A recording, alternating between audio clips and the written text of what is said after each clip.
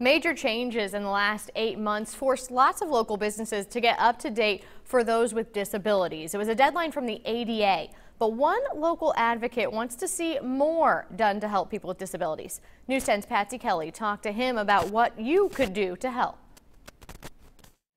Peter Cinconi of the Will Center thinks county agencies did a good job of complying to the Americans with Disabilities Act. Things like town halls, city halls, courthouses, courtrooms are in compliance with ADA regulations for accessibility. But now he wants the focus to expand. People with disabilities have just as much right to access the community as people without disabilities. 20% of our population is people with disabilities, and Cinconi says so much more could be done by privately owned places. Some places are very interested in accommodating people with disabilities, and some still do not. You know, people think that they're grandfathered in because they're in existence prior to the regulations being put into effect. That is not the case.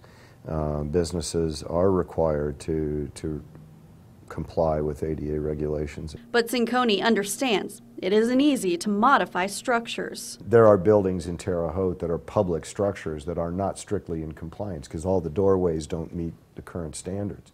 How exactly do you modify that in a cinder block building when you're literally going in there with a masonry saw to cut out 6 more inches for a doorway? What the Department of Justice is looking for is how much good faith effort is put in to achieve a mutually agreeable accommodation for both sides. Move the programming that would have taken place in that room on the other side of that door to a place that is accessible.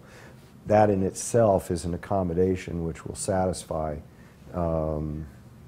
Department of Justice. And though we have a long way to go, Cinconi thinks if we keep everyone's ease of life in mind, it'll go smoothly. Next steps are millions and millions of little baby steps associated with accommodating people. This is about individuals and about what individual needs are. In Vigo County, Patsy Kelly, News 10.